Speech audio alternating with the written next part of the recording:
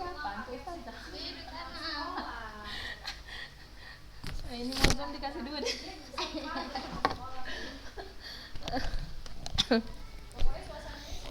Masih 5 orang.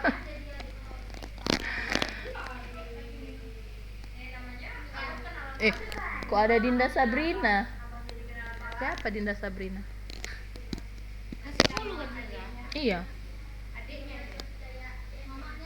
Mamanya ya? Nggak pernah.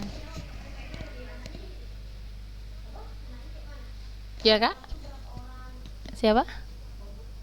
Oh, oh, ya. Nama orang tua ya?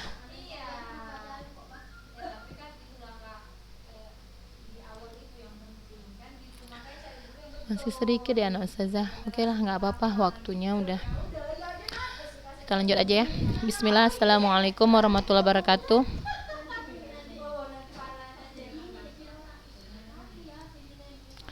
Alhamdulillahirabbil alamin wassalatu wassalamu ala asrofil anbiya'i wal mursalin wa ala alihi wa ashabihi ajmain. Amma ba'du, alhamdulillah segala puji syukur kita ucapkan kepada Allah Subhanahu wa taala. Ya, yang mana pada hari ini kita masih diberikan kesempatan untuk melanjutkan pembelajaran kita, walaupun saja minggu lalu ya kirain masih pertama ya terakhir kita belajar, ternyata masih ada sekali pertemuan lagi ya. Tak lupa pula selawat serta salam kita hadiahkan kepada junjungan kita Nabi besar Muhammad SAW. Semoga kelak kita mendapatkan syafaatnya di yaumil akhir. Ya, anak Ustazah ini masih sedikit sekali yang hadir ya, 7 ya. Ya anak Ustazah, seperti minggu lalu ya, kita Ustazah kirain udah selesai itu minggu lalu, ternyata saja lupa ya, tanggal 5 itu tepatnya di hari Rabu ya, terakhir pembelajaran ternyata ya. Jadi anak Ustazah, seperti yang saya sampaikan minggu lalu, kita ya anak-anak Ustazah ya baca dan catatkan materi secara garis besar tentang narkoba ini ya anak Ustazah. Nah, minggu lalu kita kan sudah sampai pada ini ya, narkotika golongan 3 ya. Kemudian bentuk-bentuk narkoba yang dikemas dalam bentuk makanan ya, untuk ya disebarkan agar ya merusak generasi muda sekarang anak Ustazah ya. Kemudian di sini juga bahaya penyalahgunaan narkoba, dari bahaya terhadap fisik, kerusakan fungsi sistem saraf pusat otak, kemudian terjadinya infeksi akut otot jantung dan gangguan peredaran darah ya, bahaya narkoba. Kemudian jarum suntik secara sembarangan rentan terhadap penyakit ya, terutama virus HIV atau AIDS. Kemudian gangguan pada paru-paru, sukar bernapas, sesak napas, dan penyakit paru lainnya. Kemudian susah buang air besar. Nah, itu secara fisik. Adapun secara kejiwaan ya, di situ juga sudah kita bahas minggu lalu, itu ada 8 ya.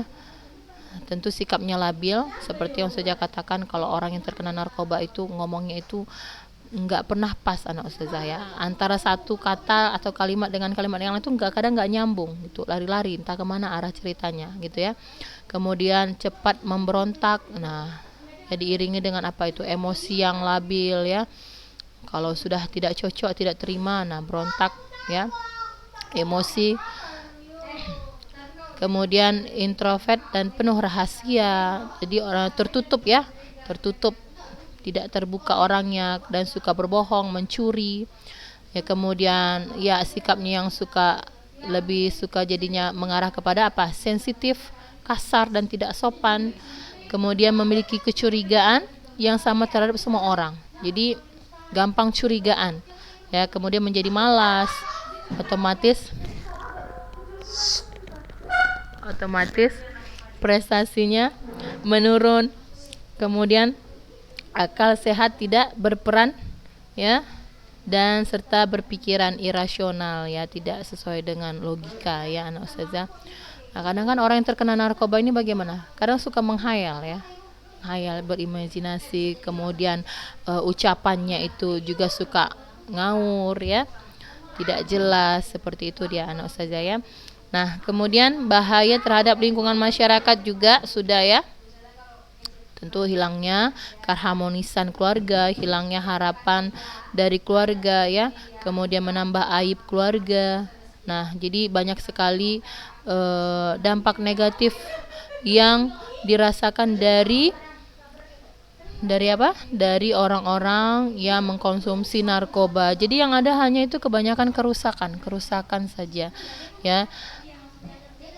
Jadi dampak positif itu tidak ada ya orang makan narkoba, kecuali sesuai ya dengan anjuran dokter tentunya ya, dan itu pun terhadap orang yang sakit ya. Ini kan memang sengaja dikonsumsi, jadi yang ada hanya keburukan saja gitu ya, sengaja dikonsumsi untuk ya apa, untuk kepuasan diri ya, karena apalagi sudah ketagihan seperti itu ya, apalagi sudah candu, jadi ya harus konsumsi kan gitu. Jadi yang ada bagaimana? Yang ada hanya dampak negatif saja, yang ada hanya keburukan saja yang ada pada diri ya, dari sikap fisik, mental, sosial, semuanya yang ada hanya keburukan saja. Jadi tidak ada sedikit pun manfaatnya untuk diri, hanya merusak diri ya, merusak orang-orang di sekitarnya, dan merusak juga ya generasi muda ya, anak bangsa. Nah seperti itu anak ustazah ya. Jadi sangat kejam sekali orang-orang yang mengedarkan narkoba tersebut.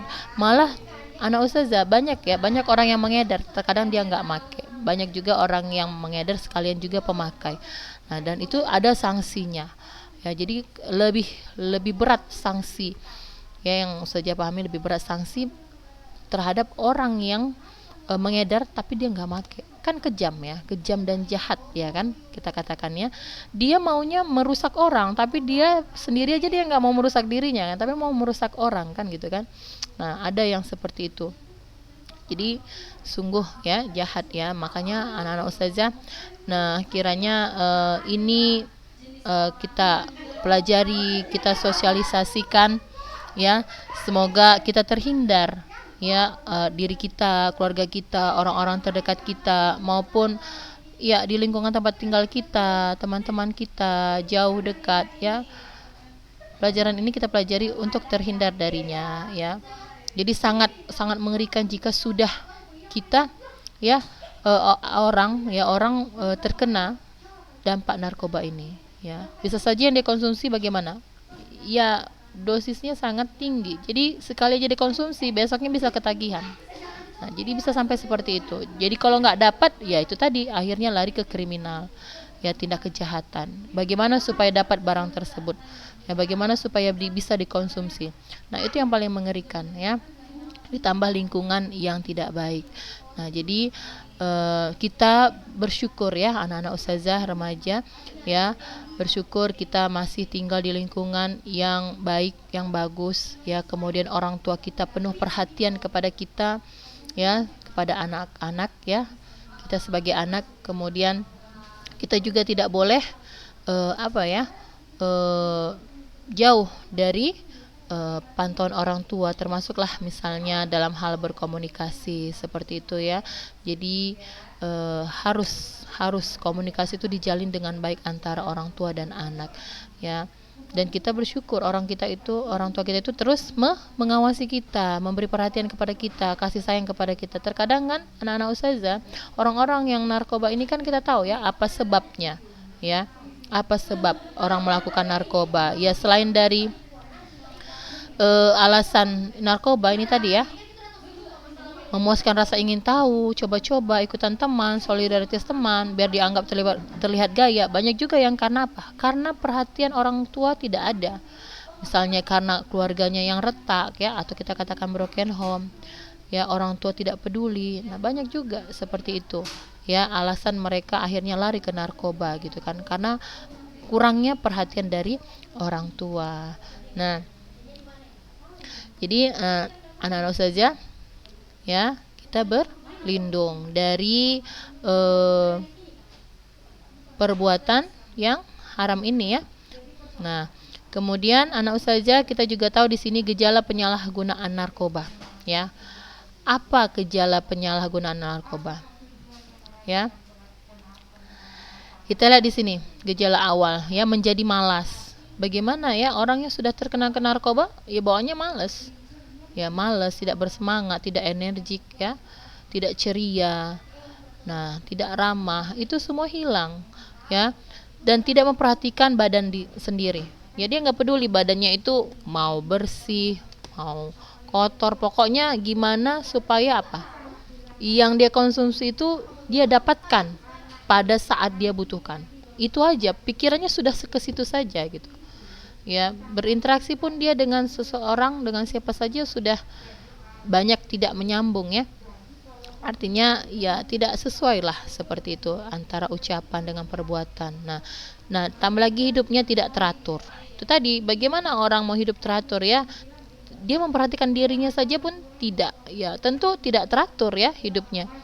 Kemudian tidak dapat menjaga kepentingan orang lain. Menjaga diri saja tidak bisa, bagaimana lagi menjaga orang lain.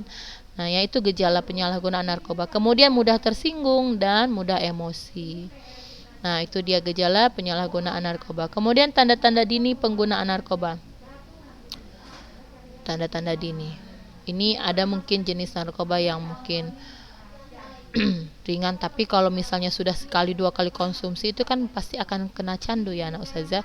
Nah, tanda-tanda dininya hilangnya minat bergaul dan olahraga, ya. Bergaul itu tentu mencari apa?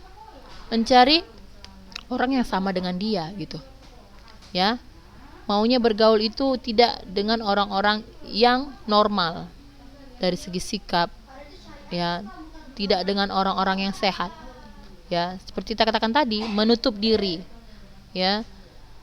Dia sudah tidak merasakan bagaimana kecocokan lagi dengan orang-orang yang pemikirannya normal, sehat, sikapnya, perilaku maupun perbuatannya semuanya, ya. Siapa tuh yang menjerit-jerit? Siapa itu, Kak?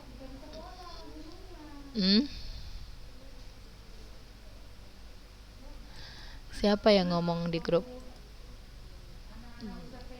Siapa, Rika? Senyum-senyum aja si Rika nih. Suara siapa itu? Ya, kita lagi belajar ya anak ustazah. Misalnya kalau anak ustazah berkomunikasi kan ada waktunya ya. Kalau ini waktunya lagi Zoom, ya dengarkan apa yang ustazah sampaikan. Ya, jadi jangan buat diskusi pembicaraan tersendiri ya di Zoom seperti ini, ya. Jadi memang nampak nggak memperhatikan gitu ya, nggak mendengarkan jadinya. Nah, anak ustazah, kita lanjut ya. Jadi apa tadi, hilangnya minat bergaul dengan orang-orang yang sehat tentunya anak ustazah ya. Dia nggak ada minat lagi kan bergaul dengan orang-orang yang akalnya sehat, sikapnya baik, bagus, tidak ada. Jadi cenderung tertutup, menyendiri dan mencari teman yang seperti dia gitu ya. Kemudian mengabaikan perawatan dan kerapihan diri. Jadi tanda-tanda dini penggunaan narkoba ini sebenarnya hampir sama dengan apa nih?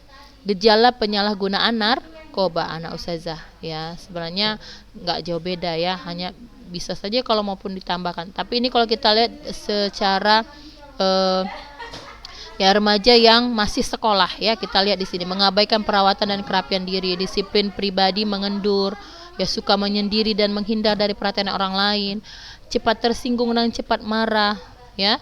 Kita tahu tadi ya, egosentrik, ya. Jadi mementingkan diri sendiri, ya, nggak peduli sama orang lain seperti itu, dan mudah tersinggung, ya, cepat emosional. Kemudian berlaku curang, tidak jujur, menghindar dari tanggung jawab. Jadi dampak yang buruk saja yang ada pada diri seorang anak jika sudah mengkonsumsi narkoba, ya. Kemudian selalu menghindari cahaya matahari. Nah, ini dia anak ustazah. Jadi ada orang yang tidak mau terkena sinar matahari. Nah, kan nggak sehat ya. Nggak sehat anak ustazah kalau kita nggak terkena sinar matahari ya. Atau sinar yang terang. Terkadang disiasati dengan memakai kacamata hitam, tidak pada waktunya. Nah, ini tanda-tanda ya. Kemudian menutup lengan dengan mengenakan kemeja lengan panjang. Kenapa lengannya ditutup? Kenapa lengannya ditutup? Lengan itu kadang bisa bekas sayatan, bekas jarum suntik anak ustazah.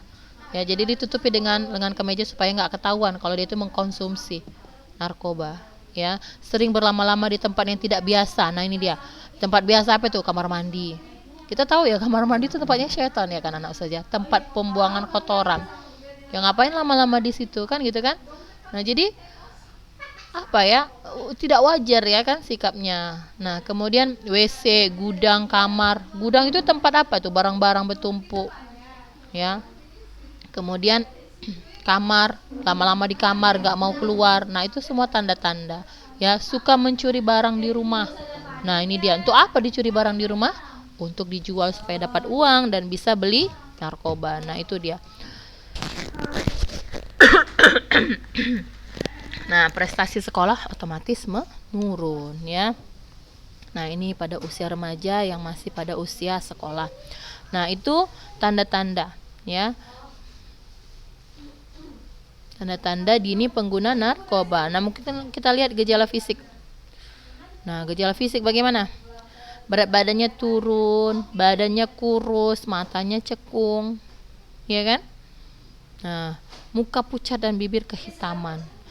Nah, jadi anak saja nanti bisa kenali gejala ini jika misalnya ini ya, suatu saat berpapasan dengan siapa ya. Mudah-mudahan ya orang-orang terdekat kita jauh lah ya, saudara-saudara kita, tapi kita perlu memahami gejala fisik. Nah, misalnya kalau ada orang misalnya menegur kita ya tanpa kita sadari, nah perhatikan ya fisiknya. Nah, kalau misalnya yang seperti ini, nah cepat-cepat menghindar kan gitu kan. Nah, jadi kita harus tahu buang air besar dan air kecil kurang lancar. Nah, itu yang dirasakan bagi pengguna narkoba. Tapi secara fisik yang kita lihat bagi pengguna narkoba itu nampak ya, anak saja dari badannya itu kurus, ceking, nah ya matanya cekung, kemudian merah itu nampak anak saja pengguna itu ya, pengguna narkoba ya. Kemudian mukanya pucat, bibirnya kehitaman. Jadi kalau orang merokok itu juga bibirnya hitam anak ustazah. Kemudian giginya itu kuning, gak ada bagusnya itu giginya itu kuning ya, karena kalau orang merokok efek apa itu ya, zat nikotin yang ada pada rokok itu kan. Nah, jadi kalau pengguna narkoba juga gitu, giginya akan mulai keropos, rusak, kuning-kuning. Nah, seperti itu ya, nggak jauh beda dengan orang yang merokok. Jadi ya dia sebenarnya masih muda tapi terlihat tua ya. Jadi itu dia secara fisik yang kita kenali. Nah, kemudian orang yang menggunakan pengguna narkoba ini juga bagaimana? Susah buang air besar, susah buang air kecil. Ya sudah, saraf-sarafnya itu sudah mulai rusak kan gitu kan. Jadi nggak normal lagi. Sembelit atau sakit perut tanpa alasan yang jelas. Nah, kadang tiba-tiba sakit perut, kadang tiba-tiba muntah. Nah, itu dia. Tanda berbintik merah seperti bekas gigitan nyamuk dan ada bekas luka sayatan. Nah, ini dia. Makanya kadang mereka pakai kemeja menutup diri. Jalannya juga nunduk-nunduk, berbicara sama orang juga suka nunduk, nggak mau menatap orang yang diajak berbicara. Seperti itu biasanya anak ustazah ya. Terdapat perubahan warna kulit di tempat bekas suntikan ya, mengeluarkan air mata yang berlebihan, matanya kadang berair merah, mengeluarkan keringat yang berlebihan, kepala sering nyeri, persendian ngilu, banyak lendir dari hidung. Nah, kadang kayak flu gitu anak ustazah. Apalagi misalnya di anak ustazah mengkonsumsi itu dengan cara apa? Menghirup narkoba tadi ya. Jadi seperti itu, bulu kuduk berdiri. Nah ya, jadi bawaannya itu merinding, dingin, menggigil. Nah, seperti itu. Sukar tidur dan ya suka menguap ya, bawaannya ngantuk aja, pokoknya nggak sehat lah, nggak ada sehatnya lihatnya anak saja ya. Mau dari segi manapun ngelihatnya nggak sehat. Dari segi fisik terutama, yang kita paling tanda itu fisik ya, dari raut wajah, dari cara berpakaian, dari cara ya perawatan diri itu nggak ada rapinya ya, nggak ada rapinya, nggak ada bersihnya, acak-acakan gitu. Dari matanya nampak merah seperti itu ya, matanya itu cekung anak ustazah ya. Jadi ustazah dulu kalau cerita ada orang yang terdekat ya, dulu kawan SMA ya, kalau pengalaman ustazah ada kawan SMA ustazah yang menggunakan barang haram tersebut. Nampak dari wajahnya, kalau misalnya dia lagi sehat ya, tapi karena dia udah terbiasa sering, kalau dia lagi sehat ya mungkin dia sehat ya anak ustazah, karena dia lagi nggak pakai ya. Kang ustazah dengar dia itu pemain sepak bola ya, kemudian dia pakai supaya untuk apa? Doping. Tahu doping kan? Supaya apa? Ya energiknya itu ya selalu energik ya anak ustazah, tidak gampang lelah. Biasanya itu dia kalau dipakai untuk doping oleh orang-orang yang kuat berolahraga ya, tidak gampang lelah seperti itu. Nah, gunanya itu mereka gunakan. Jadi selalu kuat seperti itu. Tapi di balik mereka nggak konsumsi, ada efek samping yang sangat berat yang merugikan gitu. Jadi yang Ustazah tanda yaitu dia teman-teman Ustazah yang seperti itu pernah ada dulu ketika SMA ya. Tapi kalau dibilang sikapnya terhadap kita ya pada saat dia normal, dia kan makanya juga nggak tiap saat ya, mungkin ketika dia mau berolahraga saja gitu ya, ketika dia mau bertanding misalnya. Nah seperti itu anak Ustazah.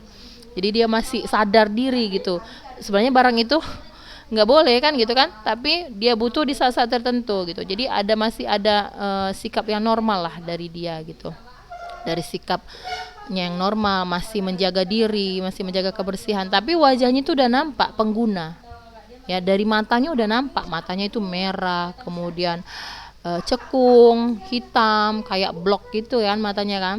Nah seperti itu, dan nampak gitu raut wajah, walaupun dia misalnya nggak setiap saat menggunakannya, nggak setiap hari misalnya, pada waktu tertentu, tapi itu efek yang dilihat ya, yang dapat kita lihat gitu secara fisik ya, dari raut wajah ya. Dan itu kalau terus-terusan seperti itu kan ya bahaya ya, saja candu gitu ya.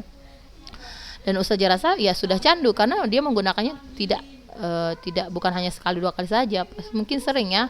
Kalau misalnya dia latihan misalnya seminggu 2-3 kali ya, atau 4 kali ya, mungkin selama itu juga dia pakai kan gitu kan, kalau asal-asalnya untuk doping ya, supaya selalu tetap energik ketika berolahraga. Makanya kan atlet-atlet itu kan harus alami ya, kesehatan mereka tuh alami tanpa doping kan gitu kan, tanpa narkoba gitu. Tapi ada juga yang mereka pakai narkoba ya, supaya mereka tuh selalu terlihat kuat, bugar gitu. Ketika menggunakan itu kan memang energik itu berlebih-lebih loh anak Ustazah, tenaga itu, kekuatan itu berlebih gitu.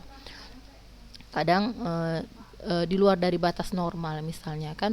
Tapi ketika tidak memakai itu, ya udah lemah gitu, lemah letoy gitu kan. Nah itu dia. Jadi itu yang memacu, yang memperkuat kan, nggak boleh ya, karena efek belakangnya itu pasti merusak saraf semuanya, merusak saraf seperti yang sudah kita pelajari tadi ya. Nah itu dia. Kemudian perubahan perilaku. Nah ini banyak sekali anak Ustazah bisa baca ya. Perubahan perilaku, susah diajak bicara, suka menyendiri, menjauhkan diri, sulit untuk terlibat dalam aktivitas, sering tidak menepati waktu ya. Intinya yang tidak baik semualah ya anak Ustazah ya. Nggak bisa diajak berdiskusi, tidak bertanggung jawab, selalu gelisah ya, selalu curiga tanpa alasan. Nah seperti itu anak Ustazah ya. Jadi itulah dia anak Ustazah, efek ataupun dampak dari orang-orang yang mengkonsumsi narkoba anak Ustazah ya. Nah kita lihat sanksi penyalahgunaan narkoba. Ini banyak sekali nih anak Ustazah sanksinya. Kita lihat sampai mana. Sanksinya mungkin anak Ustazah bisa baca nanti ya. Kita lihat ini setelah itu apa ini ya. Waktunya juga udah mau habis. Kiat menghindari penyalahgunaan narkoba. Nah minggu lalu juga sudah saja sampaikan sedikit ya untuk kiat menghindari penyalahgunaan narkoba. Apa yang pertama anak Ustazah? Memperkuat iman dan takwa, itu nomor 1 ya. Apapun ceritanya anak Ustazah, kita harus memperkuat keimanan kita dan ketakwaan kita kepada Allah Subhanahu wa taala. Ya, nggak ada cerita lain anak Ustazah. Mau susah, mau senang kita, mau kaya, mau miskin, nomor 1 adalah kita menjaga keimanan kita dengan apa? Banyak menuntut ilmu agama, dekat dengan agama, banyak menuntut ilmu agama ya. Kemudian dekat dengan orang tua ya. Itu yang nomor 1. Kalaupun kita misalnya miskin, susah, apa adanya, insya Allah hati kita tuh selalu kaya. Kenapa? Karena kita mensyukuri apa yang ada gitu. Itu yang ada, itu yang kita syukuri insya Allah. Walaupun misalnya secara fisik terlihat ya miskin, tapi hati kita bagaimana? Selalu lapang, selalu kaya gitu, merasa kaya gitu. Karena dipenuhi dengan apa? Rasa syukur gitu, dengan apa yang ada. Itu yang ada. Itu yang kita manfaatkan, itu yang kita konsumsi, itu yang kita pakai, itu yang kita gunakan ya. Dan qanaah seperti itu. Tapi kalau orang nggak kenal ilmu agama bagaimana? Setiap ada masalah larinya ke narkoba. Setiap ada masalah larinya ke narkoba. Kenapa orang bisa seperti itu? Karena kurang ilmu agamanya, jauh dari ilmu agama, ya anak ustazah. Karena itu pula lah yang akan membawa kita nanti di akhirat, ya kan, yang menjaga kita ilmu agama, ya. Dunia ini apa? Hanya sementara, ya, walaupun misalnya miskin misalnya di dunia, tapi insya Allah kalau hatinya lapang, ya, dekat dengan ilmu agama, kita nggak tahu jaminan surga, ya kan, kaya sekaya kayanya, ya, tak terhingga dibandingkan dunia ini, ya. Surga balasannya kan gitu kan, surga yang sangat sangat sangat tidak bisa kita katakan, ya.